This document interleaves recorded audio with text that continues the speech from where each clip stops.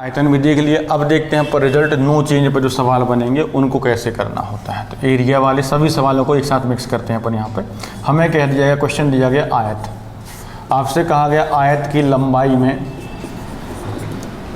40% की वृद्धि हो जाने से उसकी चौड़ाई में कितनी कमी कर दी जाए। वृद्धि हो जाने से उसकी चौड़ाई में कितनी कमी कर दी जाए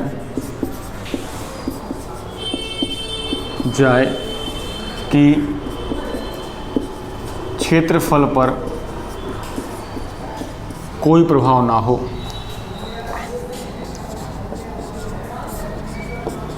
हो। अब सेम वही बातें हैं, कुछ नहीं है। वृद्धि कमी कर दी जाए, 40 की वृद्धि 100 की चीज़ थी, कितनी होगी बढ़ करके 140। पूछी क्या कही, कमी। तो मैं कमी और वृद्धि सब पढ़ा दिया आपको मैंने। कमी कैसे निकालनी है, ज़्यादा वाले से। कितने का अंतर, 40 का। ज़्यादा कितना, 140 इंटू कितना हो गया 100। 20 दूनी 40, 20 सत्तीस 40, 200/7। 200/7 मतलब कितना हो गया अपना यहाँ पर, 7 दूनी 14, कितना बचा 6, 7 या 8 56, 28 सही अपना यहाँ पे 4/7%। ये इतनी क्या हो जाएगी, कमी करते हैं अपने यहाँ पे। ठीक है। अब आयत की लंबाई में 40 की वृद्धि, उनने कह दिया आयत की लंबाई में मान लो 40 की कमी हो जाती है, तो चौड़ाई में कितनी वृद्धि कर दी जाए। वृद्धि कर दी जाए कि क्षेत्रफल पर कोई प्रभाव ना पड़े। तो हम यहाँ पर निकालने बैठ जाएं, तो देखो बात यहाँ पे, बात वही सारे सवालों में वही बात हो, कोई अलग से बात नहीं होगी। आयत की लंबाई में 40 की कमी कर दिया, तो 100 की चीज़ थी, 40 कम कर दिया मतलब 60 हो गया। हमें क्या निकालना है, वृद्धि। अब तो क्या वृद्धि निकालनी है बेटा यहाँ पर, तो वृद्धि का परसेंटेज कितनी, अंतर कितना है 40 का, और वृद्धि हमेशा किससे, कम वाले से। कम कौन सा, 60 इंटू कितना हो गया 100। कैंसिल आउट कर लें, 20 दूनी 40, 20 दिया 60, 200/3।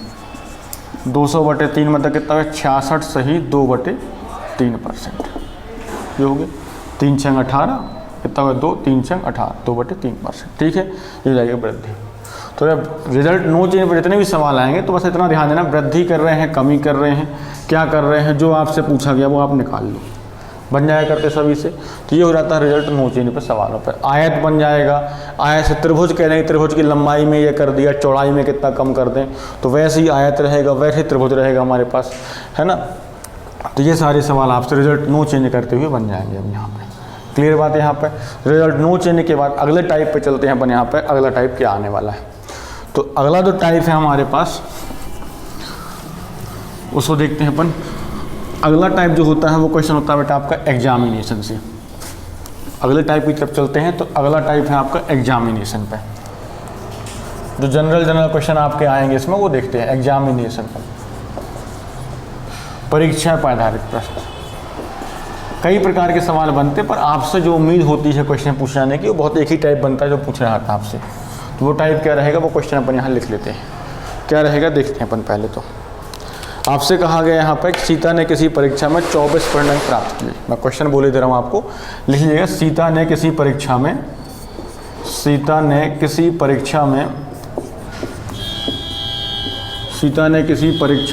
24% अंक प्राप्त किए। 24% अंक प्राप्त किए। सीता ने जो है किसी परीक्षा में 24% अंक प्राप्त किए और वह 18 अंकों से फेल हो गई।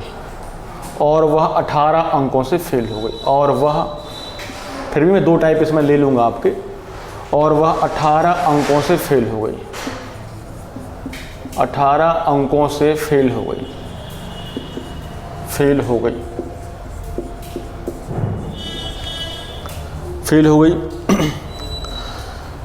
यदि परीक्षा में पास होने के लिए यदि परीक्षा में पास होने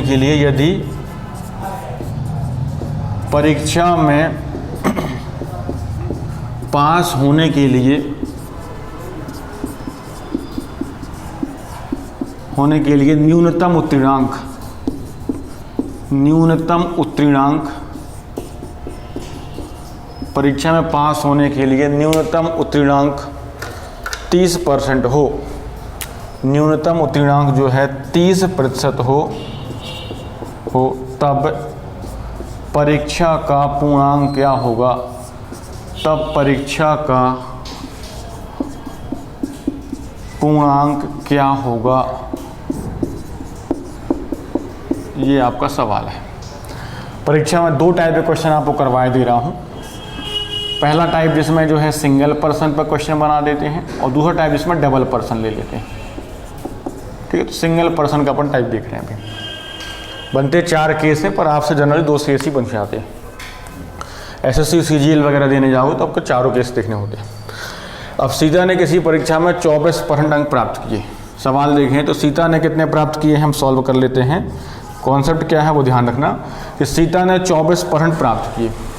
अब सीता ने अगर 24% प्राप्त किए, सीता ने कितने प्राप्त कर लिए, 24% क्या कर लिए उसने प्राप्त कर लिए, 24% प्राप्त कर लिए और बेचारी फेल हो गई। कितने से फेल हो गई, 18 नंबर से फेल हो गई। अगर उसे 18 नंबर मिल जाते, आप ध्यान समझना मेरी बात को, कि अगर उसे 18 नंबर मिल जाते तो क्या होती, पास होती। लेकिन पास तो होती, लेकिन कैसी पास होती, सिर्फ पास होती, यानी जो उसका मिनिमम कट ऑफ था उस नंबर से वो सिर्फ पास ही हो पाती। तो 24% उसने प्राप्त किए हैं और फेल कितने से, 18 से। तो अगर हम उसे 18 नंबर ये दे दें, 18 नंबर जो अगर हम उसे दे देते हैं तो जैसे ही उसने ये 18 नंबर पाए, 24% पहले से थे, 18 नंबर मिले तो क्या हुई, पास हो गई। यानी पास कहाँ हुई, सिर्फ बाउंड्री लाइन पे आकर पास हुई है। और बाउंड्री लाइन का जो परसेंटेज दिया है वो कितना दिया है, 30%, कि मिनिमम 30% है पास होना है। यानी ये किसके बराबर दिया गया है, 30% बराबर आपको दे रखा है 24% प्लस 18। ठीक है बात यहाँ पे। अब देखोगे तो परसेंटेज को परसेंटेज के पास ले आओ, तो यहाँ मत जोड़ देना कि 24 जोड़ दो, परसेंटेज के पास ही जाए तो 24 को ले आते हैं इस तरफ, तो क्या हो जाएगा, माइनस हो जाएगा। 30% माइनस क्या हो गया, 24% बराबर कितना हो गया, 18। तो 30 में चले गए, 24 कितना बचा, 6%। 6% बराबर कितना है हमारे पास, 18। अब 6% का मान कितना है, 18। तो हमें क्या निकालना है बेटा, 100% बराबर। तो 6% का मान अगर 18 है तो 100% का मान कितना होगा, 6 कहाँ जाएगा, नीचे, 18 बटे कितना हो गया, 6 इंटू कितना हो गया, 100। तो 6 अतिरिक्त 18 कितना हो गया, 300। तो पूर्णांक कितने का हो गया, 300 का। 6% का मान कितना दिया, 18। आप ऐसे भी करें तो 6 अतिरिक्त 18, मतलब 1% का मान कितना, 3, तो 100 का मान कितना, 300। तो 6% का मान 18 कितने गुना है, 3 गुना है। तो पूर्णांक कितना होगा, 300 हमारे पास। ठीक है बात यहाँ पर। बस यहाँ पर ध्यान देना कि बेटा जितने भी उसके अंक से फेल हो गई है या पास हो, जितना एक्स्ट्रा ले आएगी वो यहाँ पर देखा जाता है। एक और सवाल देख लेते हैं इसी में अपन, यहाँ पर एक और क्वेश्चन देखते हैं। अब आपसे कह दिया सीता ने जो है कि सीता की जगह कुछ और ले लेते हैं अपन, किसी और को ले लेते हैं।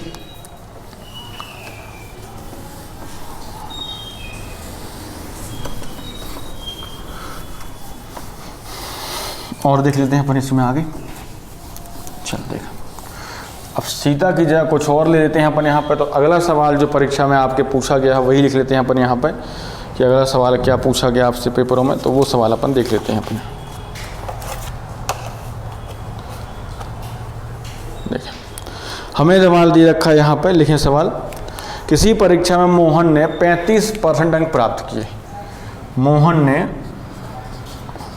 मोहन ने किसी परीक्षा में जो है 35% अंक प्राप्त किए, 35% अंक प्राप्त किए और वह जो है हमारे पास 35% अंक प्राप्त किए और वह दे रखा है कि 15 अंकों से क्या है, फेल हो गया। 15 अंकों से फेल हो गया। यदि परीक्षा में पास होने के लिए न्यूनतम उत्तीर्णांक का प्रतिशत जो है हमारे पास, न्यूनतम उत्तीर्णांक का जो प्रतिशत है वो हमें यहाँ दे रखा है कि न्यूनतम उत्तीर्णांक का प्रतिशत 40% है। तब आपसे पूछा गया पूर्णांक क्या होगा, तब आपसे पूछ लिया गया है पूर्णांक क्या होगा, मैक्सिमम मार्क्स कितने होंगे। तो अब हमारे दिमाग में आना चाहिए कि भाई 35% तो क्या किए उसने, प्राप्त किए हैं। 35% क्या है उसके, प्राप्त हैं, जो पाया है अपनी मेहनत से। पर थोड़ी सी कमी रह गई मेहनत में, कितने की, 15 नंबर की। 15 नंबर से क्या हो गया फेल, अगर ये 15 दे दिए तो क्या हो गया पास, और पास कैसा हुआ सिर्फ पास हुआ, और वो कितने हैं 40, तो 40% बराबर कितना दे रखा है 35% प्लस 15, समझ में आ रही है बात अच्छे से। तो 35% को इस तरफ ले आए तो 40% में घटा देते हैं अपन यहाँ पे 35%, बराबर कितना आ गया 15, यहाँ कितना हो गया 5%, 5% बराबर 15, यहाँ से निकालने 100% का मान, तो अगर 5 का मान 15 तो 100 का मान कितना हो गया 15 बटे कितना पहुँच जाएगा 5 कहाँ जाएगा नीचे, इंटू कितना जाएगा 100, तो 5 3 15 कितना हो गया 300। अब ऐसा रट नहीं देना कि सब में 300 होता है, ठीक है बात यहाँ पर। तो ये हो गया अपने पास पहला सिंगल डाटा पर। एक सवाल और देख लो सिंगल डाटा का, फिर अपन आते हैं डबल डाटा के साथ। यहाँ पे एक और सवाल लिख लेते हैं अपन यहाँ पे कि आपसे कह दिया कि मोहन ना हुआ कोई और हो गया,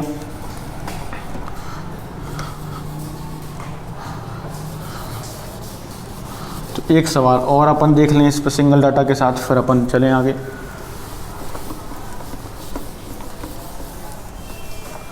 हमारे पास कह दिया गया यहाँ पे गोविंद, हमसे कह दिया गया गोविंद ने, हमें कह दिया गया गोविंद ने किसी परीक्षा में, गोविंद ने किसी परीक्षा में 65% अंक, 65% ज़्यादा हो जाएगा। अपन यहाँ कर लेते हैं गोविंद ने किसी परीक्षा में हमारे पास मान लीजिए यहाँ पे 18% अंक प्राप्त किए, 18% अंक प्राप्त किए और वह 32 अंकों से फेल हो गया, और वह जो है 32 अंकों से फेल हो गया। यदि उस परीक्षा में पास होने के लिए न्यूनतम उत्तीर्णांक का प्रतिशत, यदि उस परीक्षा में पास होने के लिए न्यूनतम उत्तीर्णांक का प्रतिशत हमारे पास यहाँ पर दे दिया कि 20% है, यदि उस परीक्षा में पास होने का न्यूनतम उत्तीर्ण प्रतिशत तो ये 20% है, तब पूर्णांक क्या होगा। तो भाई उसने प्राप्त कितने किए हैं, प्राप्त किए हैं उसने कितने 18%, 18% उसने प्राप्त कर लिए हैं। फेल कितने से हो गया, फेल कितने से हो गया 32 से, 32 नंबर उसे और दे दो तो पास हो गया। पास हुआ तो कहाँ पहुँच गया बेटा 20% पे, तो 20% बराबर कितना दिया 18। वैसे तो चाहे तो कॉमन सेंस भी धीरे धीरे यूज कर सकते हो भाई कि 18 मिले 20 चाहिए, यानी 2 कम रह गए, 2% कम रह गए, और जो 2% कम रह गए वही तो 32 हैं, तो 2% कम रह गए वही तो 32 हैं हमारे पास। हर सवाल में आप सोच सकते हो, तो 20% बराबर ले आते हैं इस तरफ तो कितना हो गया 2% बराबर कितना आ गया 32, तो 100% का मान कितना हो गया हमारे पास यहाँ पे 32/2 इंटू कितना 100 कितना होगा 1600, ठीक है बात। तो अब धीरे धीरे इन सवालों को आप ओरली भी सॉल्व कर सकते हो। ओरल तरीका क्या होगा वो थोड़ा सा अपन यहाँ मैं समझा देता हूँ, वैसे तो आप सोच समझ में आ गई होगी बात आपको कि भाई 18 मिले, 32 से फेल और 20 में पास, तो 18% तो ले आया वो। कितने कम रह गए उसके पास होने के लिए 2% कम रह गए, और जो कम रह गए उसी का मान तो दिया है 32 मुझे, यानी सीधे मैं कह दूं कि 2% बराबर कितना दिया है 32, तो 100 का मान निकाल लूं मैं, 2 का 16 तो 100 का 1600, ठीक है बात। यहाँ पे एक और देख लो, इसे डायरेक्ट बताना फटाफट कि हमारे पास कह दिया कि गोविंद ही ले लो, गोविंद ने किसी परीक्षा में, अब यहाँ ध्यान देना गोविंद ने किसी परीक्षा में मान लीजिए हमारे पास दे दिया कि 30% अंक प्राप्त किए, 40 अंकों से फेल हो गया, पास होने के लिए 45% मिनिमम पूर्णांक है, तो मिनिमम पासिंग मार्क्स हैं, तो पास पूर्णांक क्या होगा, तो भाई 30 तो उसने पाए हैं, पास कितने में होना है 45 में, तो कुछ कम रह गए, कितने कम रह गए उसके 15, और 15 जो कम रहेगा 40 और ले जाएगा तो पास हो जाएगा, यानी तो 40 ही मान जो है वो किसके बराबर है 15 के, यानी हम सीधे कह सकते हैं 15% बराबर कितना दिया है 40, दिया कि नहीं दिया। तो हम यहाँ से क्या निकालना सीधे 100% का मान कितना हो गया 40/15 इंटू कितना हो गया 100। अब इसे कैलकुलेट कर लो, वैसे पूरा कटेगा नहीं चूँकि अपने सवाल बनाया है 5 3 15 और 5 8 40, कितना आ गया 800/3 आ गया, पूर्णांक हो गया, कोई दिक्कत नहीं। आगे बात समझ में। यहाँ बेटा यहाँ भी नंबर हो सकते हैं कि यहाँ नंबर देंगे, यहाँ परसेंटेज, यहाँ नंबर यहाँ परसेंटेज कर सकते हैं, तो भी आपको वही ध्यान रखनी चाहिए। ये होता है आपका परीक्षा पर बेस्ड सिंगल क्वेश्चन। अब आते हैं डबल डाटा पे कि डबल डाटा पर सवाल क्या बनेगा। तो डबल डाटा का सवाल क्या होगा उसकी चर्चा कर लेते हैं अपन यहाँ पे कि डबल डाटा पर जो सवाल बनने वाला है वो क्या होगा। एग्जामिनेशन पर डबल डाटा पर सवाल क्या है उसकी आते हैं। लिखें क्वेश्चन, अगर नोट्स बना रहे हो कॉपी में तो लिखते जाना आप। यहाँ पे सवाल क्या है लिख लेते हैं अपन। यहाँ पे आपसे कहा किसी परीक्षा में मोहन ने 18 पर 35% अंक प्राप्त किए। किसी परीक्षा में मोहन ने 35% अंक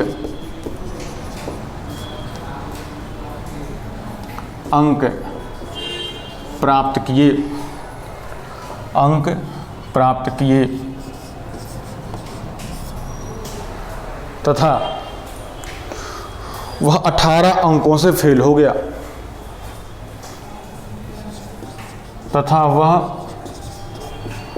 18 अंकों से फेल हो गया।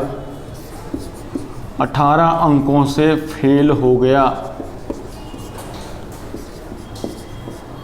तथा वह 18 अंकों से क्या है, फेल हो गया। यदि उसी परीक्षा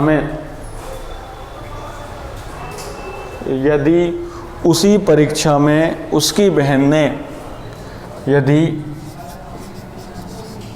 उसी परीक्षा में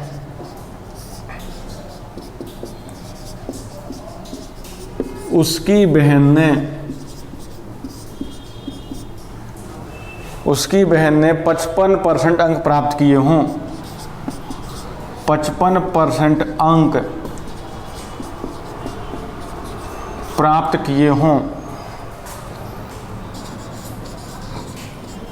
किए हों जो कि न्यूनतम उत्तीर्णांक से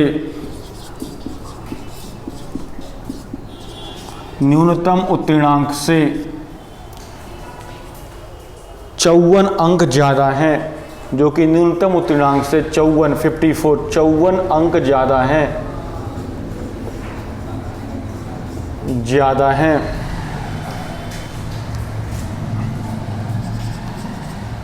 तब परीक्षा का पूर्णांक क्या होगा।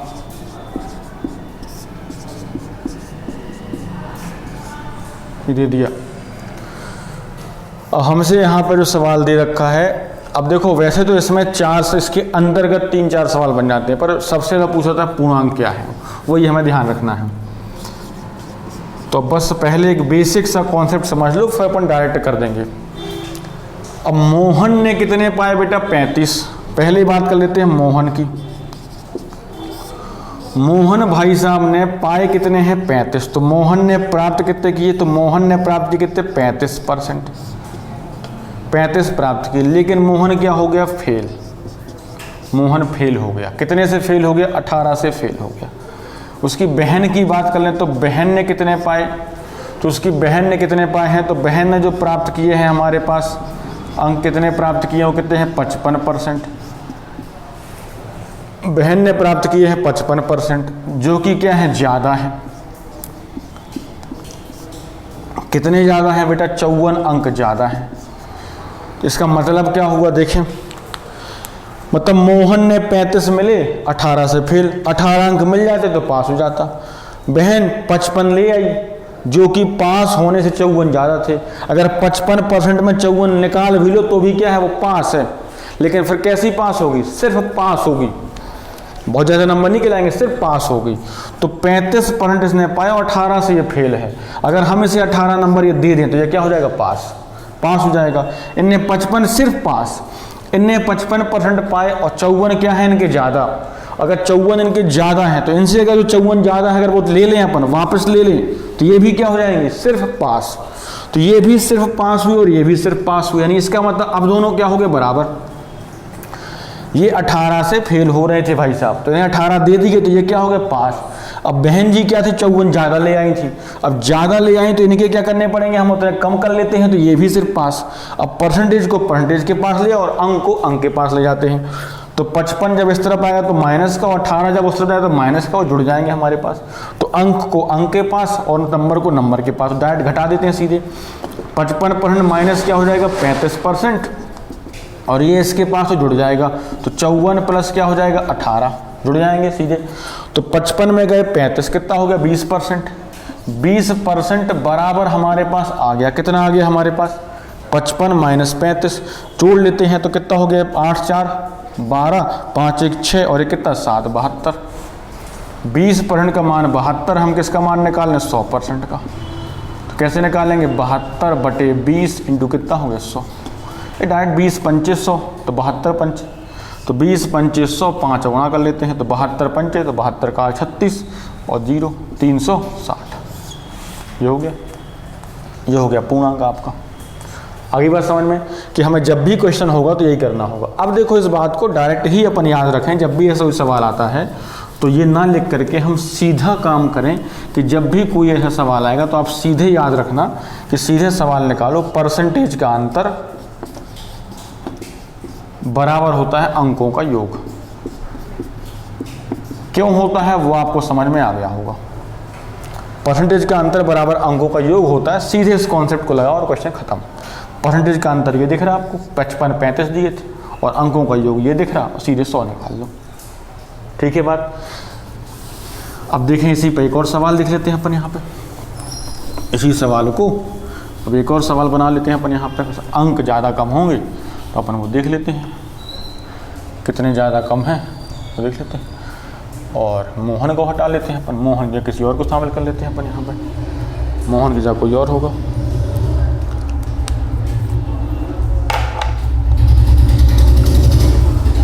देखें अब एक परीक्षा में आपसे कह दिया यहाँ पे कि एक परीक्षा में राम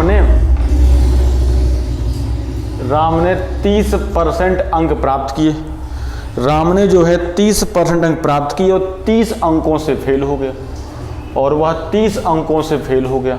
यदि उसी परीक्षा में आपसे कह दिया श्याम ने, उसी परीक्षा में